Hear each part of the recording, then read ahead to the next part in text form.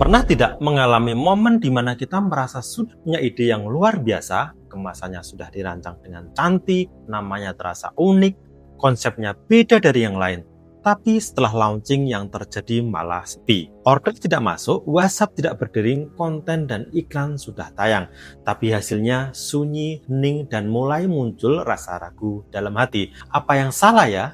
Kenapa tidak jalan padahal idenya bagus? Itu adalah momen yang dialami banyak orang saat merintis brand, dan disinilah banyak yang keliru. Halo, saya Yoyo Rubiantono, sudah 20 tahun menjalani bisnis digital marketing, mendampingi brand lokal dan internasional untuk bertumbuh. Dan hari ini kita akan bahas fondasi penting dalam membuat produk. Mindset ide produk bukan sekedar kreatif, tapi market fit. Sebelum masuk ke inti materi, jangan lupa untuk like, komen, dan share video ini supaya tidak ketinggalan update terbaru dari Yosugi Media. Banyak brand gagal bukan karena produknya buruk, tapi karena dari awal mereka terlalu fokus pada pertanyaan apa yang ingin saya jual, bukan apa yang pasar ingin beli. Kalimatnya mirip, tapi dampaknya bisa jauh berbeda. Saya pernah menemani seorang founder yang sangat bangga dengan konsep skincare yang dia buat. Bahan premium, packaging mewah, konsep unik, semuanya tampak sempurna di kertas.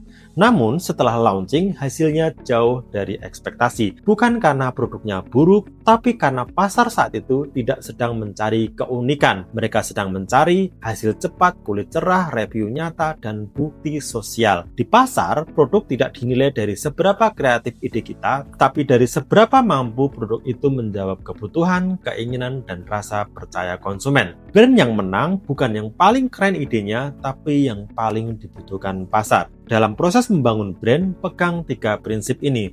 Solve pain, fulfill desire, create identity.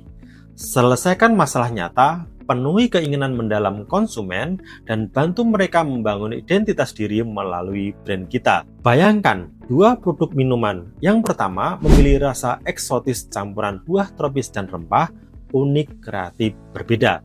Yang kedua, minuman serat untuk membantu pencernaan dan menurunkan berat badan dengan cepat. Mana yang paling mudah dipahami pasar? Tentu yang kedua, karena jelas ada solusi nyata dan ada hasil konkret yang dicari konsumen. Kreativitas itu penting, namun relevansi jauh lebih menentukan. Sebelum memikirkan logo, kemasan, atau nama brand, coba jawab 4 pertanyaan yang sederhana. Siapa target Anda? Masalah apa yang mereka rasakan? Perubahan apa yang mereka inginkan? Dan bagaimana produk Anda bisa menjawabnya? Kalau belum bisa menjawab pertanyaan ini dengan jelas, artinya belum waktunya produksi besar-besaran. Belum saatnya buru-buru bikin kemasan dan stok banyak. Ingat, brand besar sukses bukan karena ide awal mereka sempurna, tapi karena mereka bersedia menyesuaikan diri dengan pasar. Tidak apa-apa kalau ide awal harus diubah, itu bukan kegagalan. Itu proses menuju ke market fit.